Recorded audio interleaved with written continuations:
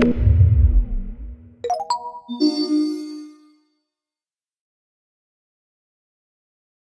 welcome back to day 2 of the ISB Microbiome Symposium, Microbiome course. In a few minutes, we'll hear a talk by Alex Carr. Alex is a senior PhD candidate in the molecular engineering department at the University of Washington in Seattle, who's conducting his research here at ISB. Alex received his undergraduate degree in chemistry from the University of California, San Diego. Upon completion of his undergrad degree, Alex joined the lab of Adam Arkin at Berkeley, where he worked on characterizing and modeling dynamics in synthetic consortia of human gut microbes. Now at ISB, Alex is co-advised by Drs. Gibbons and Baliga and conducts research focusing on furthering our understanding of how interspecies interactions and environmental factors facilitate the formation and functions of microbial communities, how these communities adapt to changes in their environment, and the functional roles they play in the soil and human gut ecosystems. So without any further ado, I'd like to welcome Alex and take it away.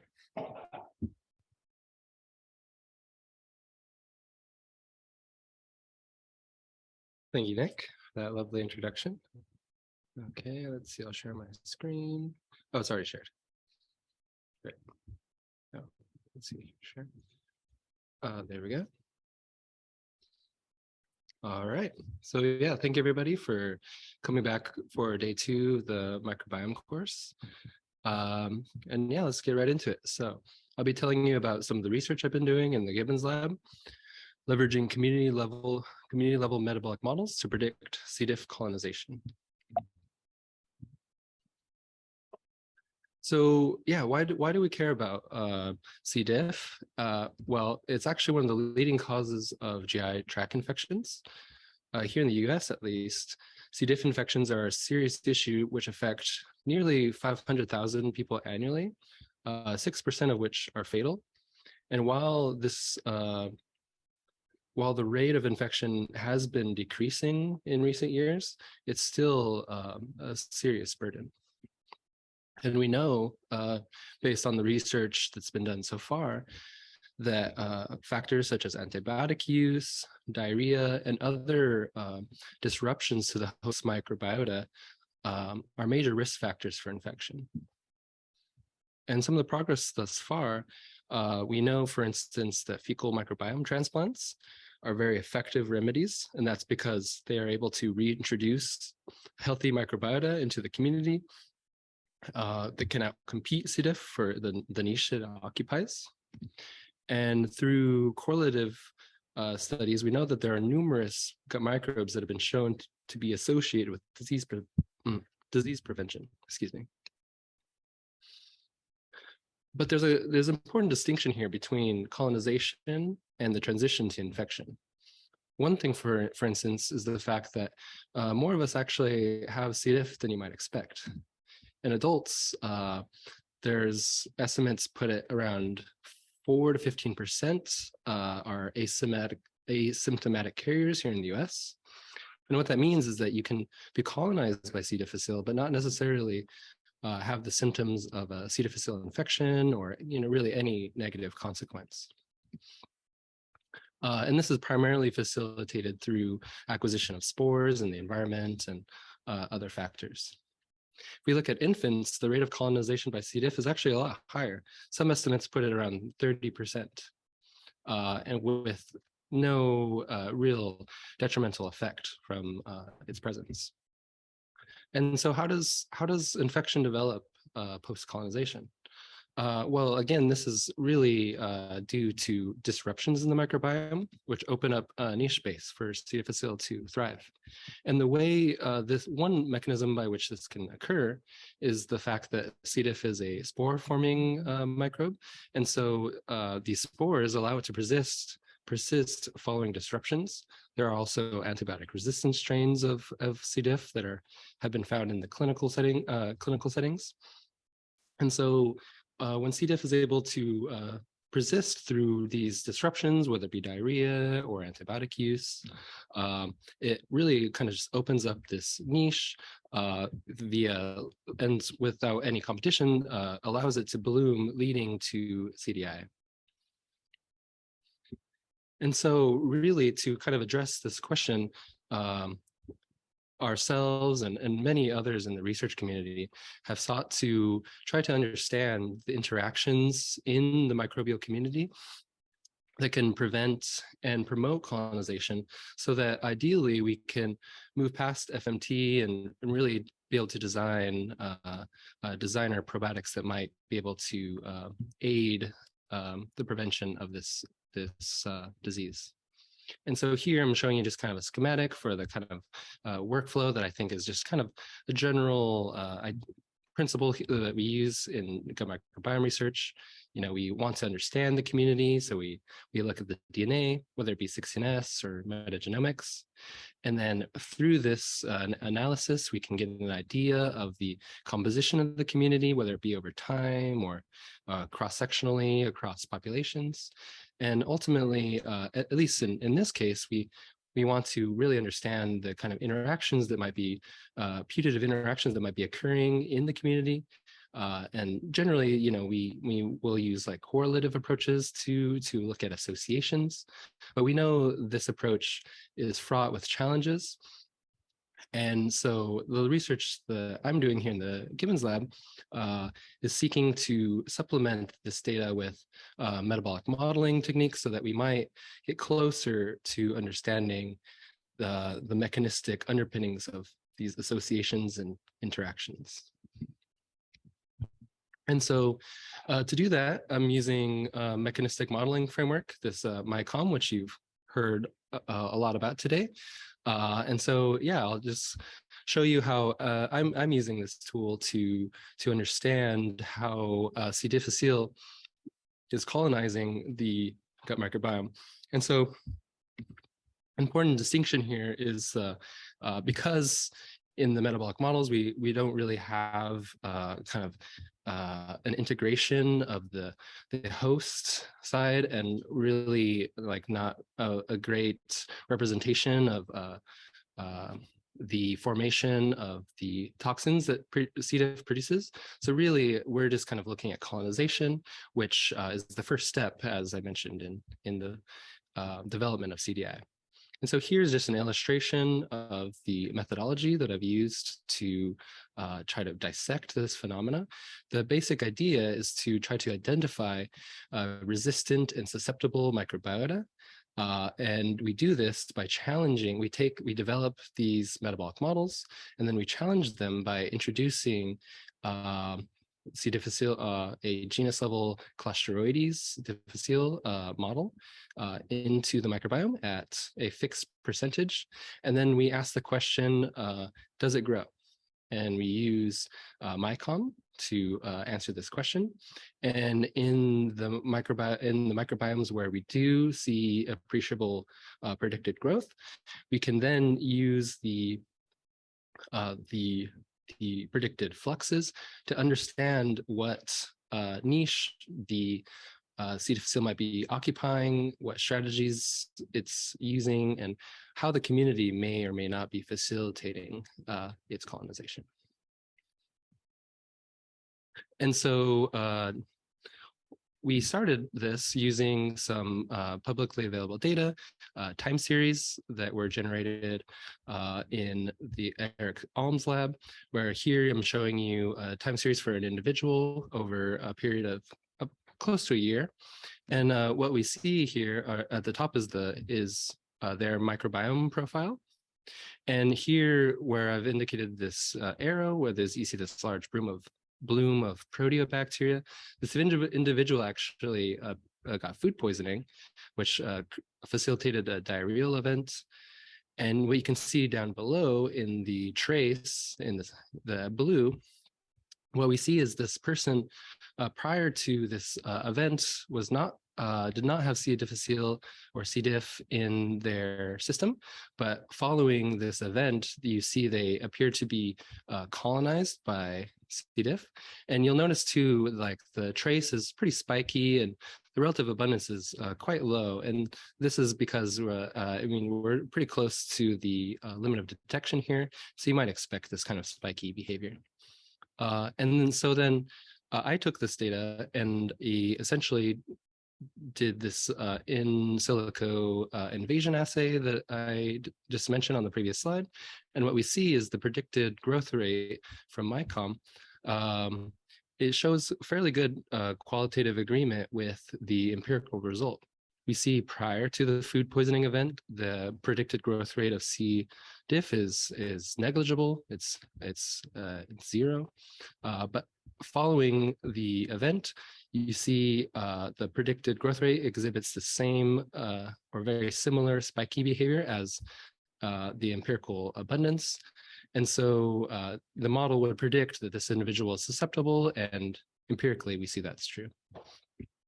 This data set also provided another example, another individual who similarly was microbiome was followed over time. And what we see in this individual is that actually, again, they had an event that led to diarrhea. But in this particular case, it appears they were colonized by C. difficile even before that event. And you can see it was detected several times throughout the study. And here, MyCom again is showing similar behavior in that it suggests this person is susceptible at different time points and throughout the duration of the study. So again, we see a good qualitative agreement. And so this initial result was promising and motivated us to kind of look further and see if we could better validate these predictions. So to do that, we pulled down some additional publicly available data, this time for people receiving fecal microbiome transplant. So the DIS data set provided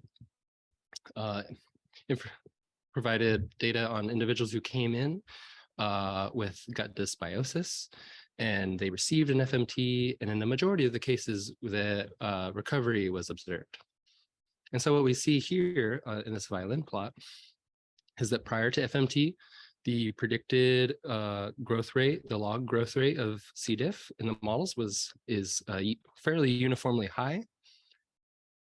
But then post FMT and upon recovery, we see while there is still an appreciable fraction that are predicted to be susceptible, you see more of this bimodal behavior where there's a much larger fraction which are predicted to be not susceptible to colonization. And so looking at the diversity of the microbiomes in these groups, we see that as expected, prior to FMT, the individuals coming into the clinic had low Shannon diversity, indicating dysbiosis in their guts. And post FMT, we see that the diversity largely recovers, except for in a few cases. And so if we look, these are 4 of the individuals and their traces. If we look at the community import fluxes and the trajectories that these individuals followed, one of the things we see is that here in these UMAPs, what I'm showing you are the community import fluxes, so what the community is predicted to consume in the absence of the C. diff challenge, and then colored by the predicted growth rate of C. diff when it is introduced.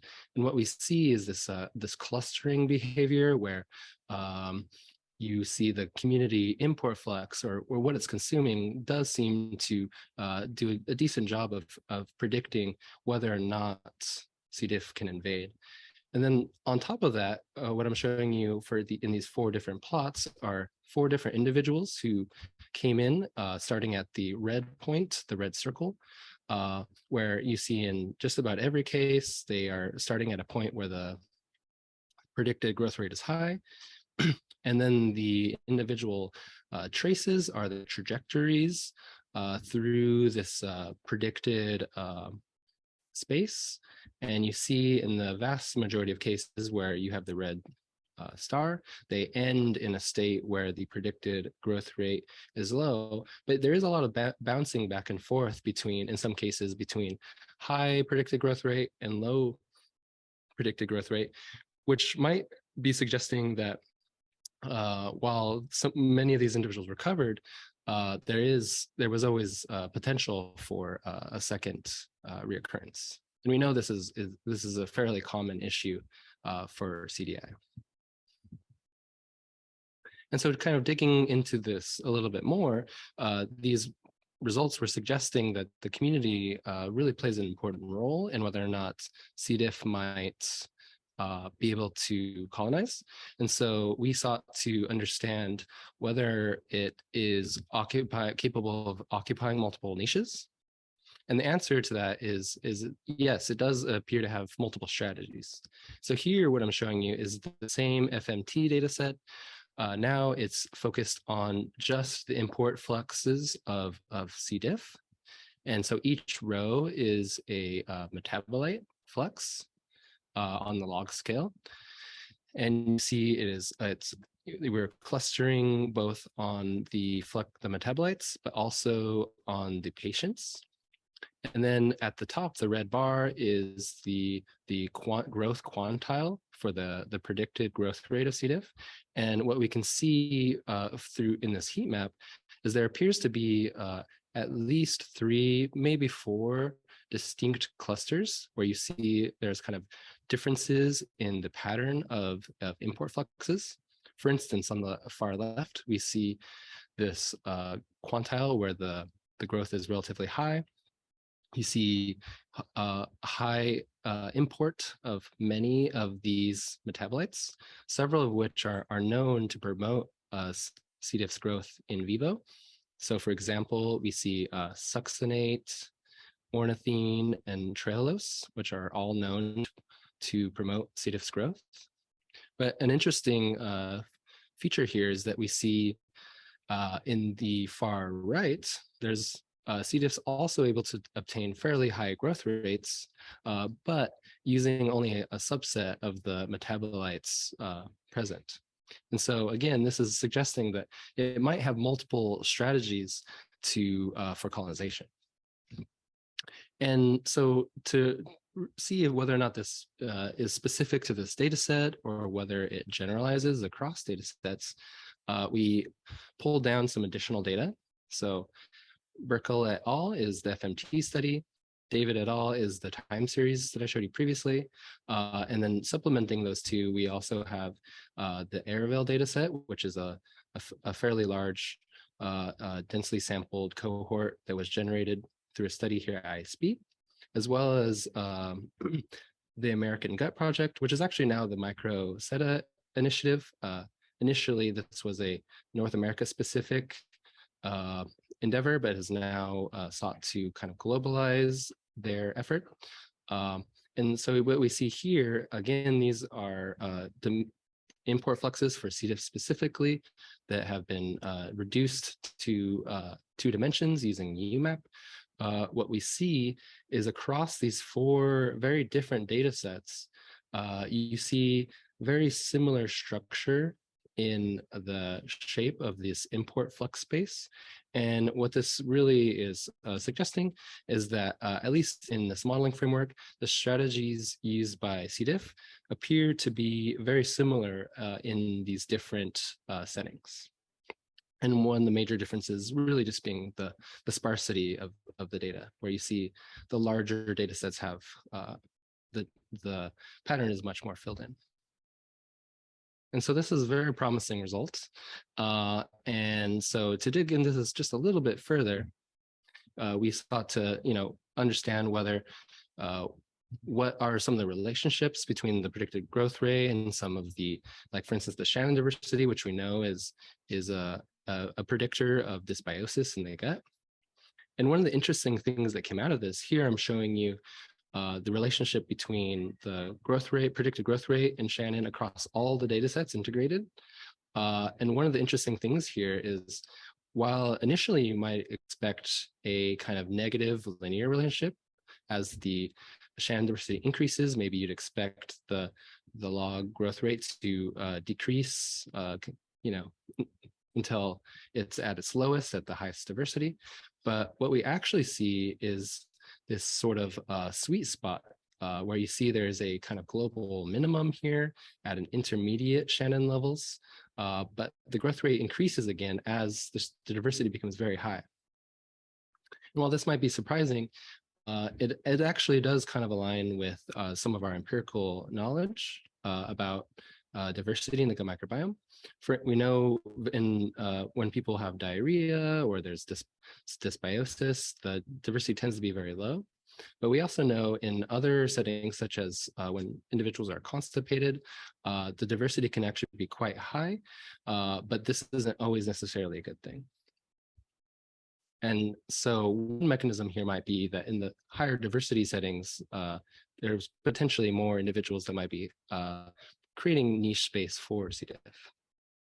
And so to try to understand that, we looked at the community itself to try to identify which microbes might be competing with C. diff or promoting its colonization.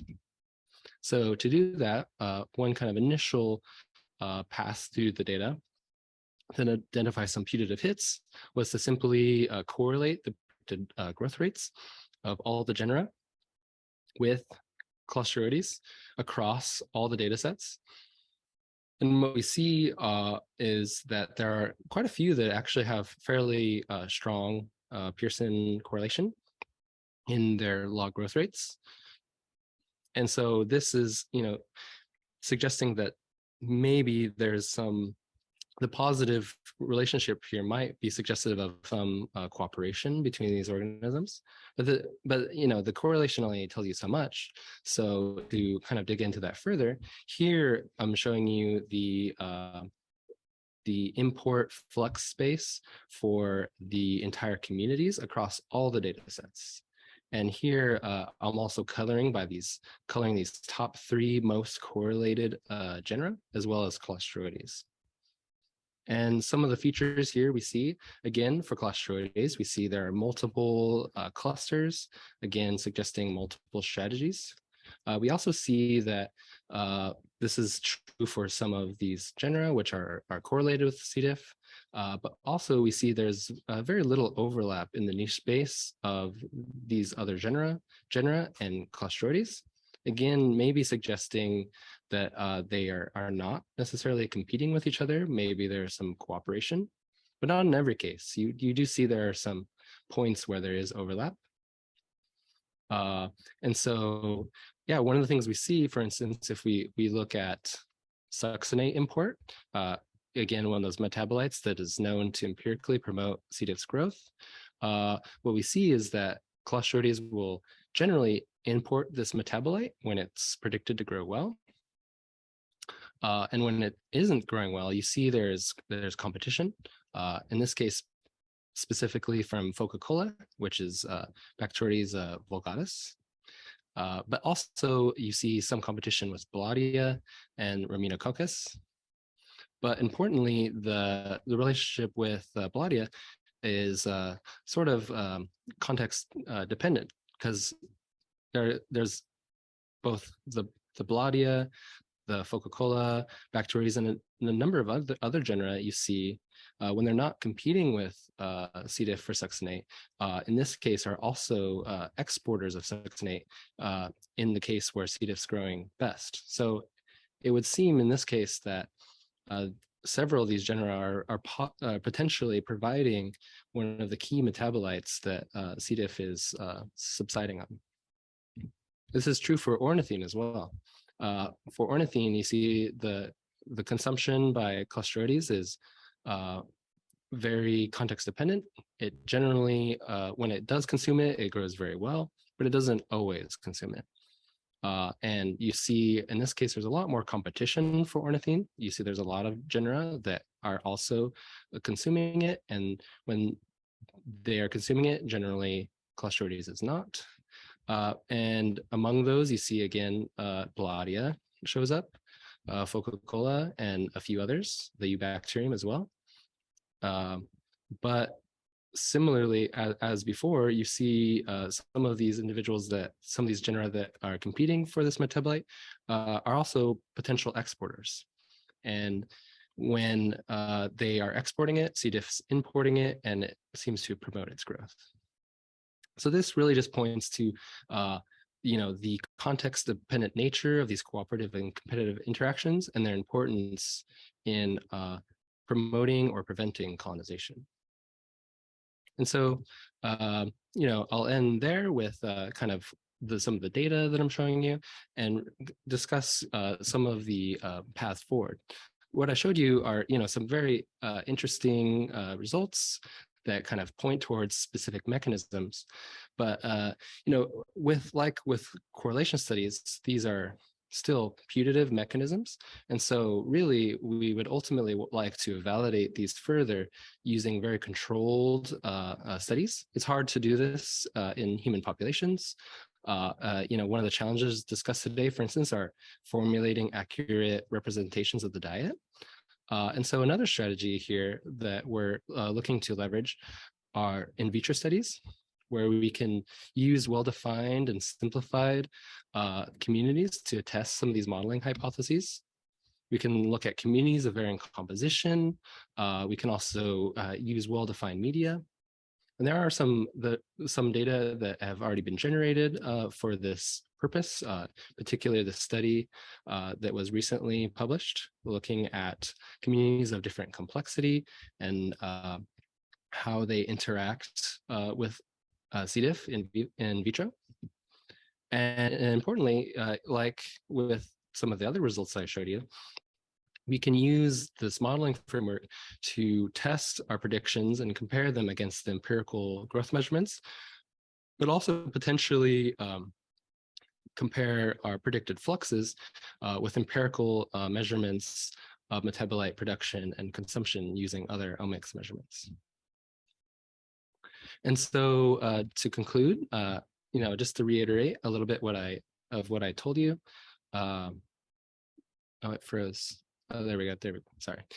So I told you a little bit about the development of this modeling framework to simulate pathogen colonization and how I've leveraged it to look at mechanisms of C. diff colonization and how the community might be playing a role in this. But this is a fairly generalizable framework. And so some future directions that our group or maybe some of y'all might be interested in pursuing would be to leverage these methods presented here to predict engraftment of other genera of interest or species even. So for instance, here I used it to look at C. diff specifically, but you could imagine you could use this to predict engraftment of other pathogens or even probiotics.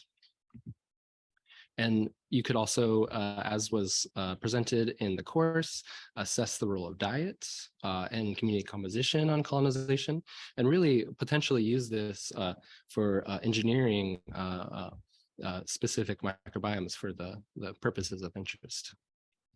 So with that, I'd like to acknowledge everyone who has supported me in this endeavor, in particular my advisors, Sean Gibbons and Nin Baliga, as well as Christian Diener, and everyone else who's worked with me. Thank you so much.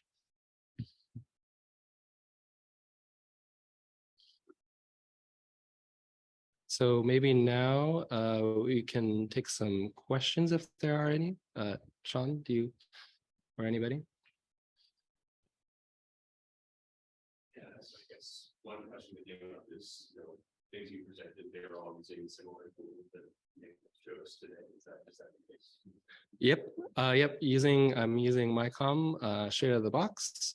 And you just really the only key difference here, I'll go back to this slide, is really I just developed this assay, this kind of perturbation assay where we're introducing a non-native microbe to the community, which was represented in the data.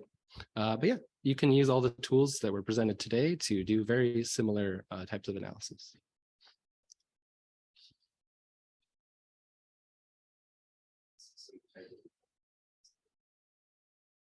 Yeah, one question only shows that how to determine if something is not growing. Why you see so much higher sometimes of concentrated on the platform? Oh yeah, that's a great question. Yeah, one of the challenges we Nick briefly talked about the use of the solvers to be able to solve these very complex linear problems. And so one of the challenges there is the numerical accuracy of the solver.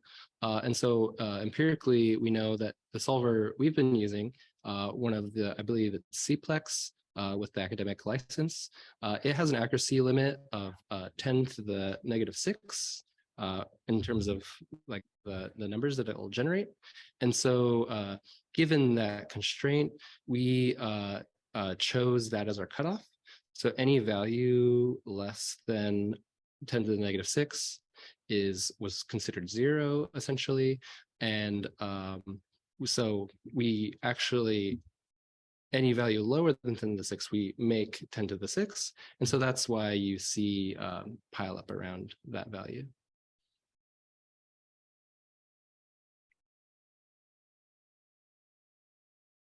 Any other questions? One that came up. 16S data is limited to species or genus level, but bacteria at strain level might have different metabolites, different strains of C. diff, for example. How can Microbiome Yeah, that's a very good question. Yeah, if we did have strain-specific data, we could investigate that. In our case, yes, we are limited by the 16S data. And so we had to average across all strains. So for example, all the genus level data that I showed today are compiled from all the strain-specific models.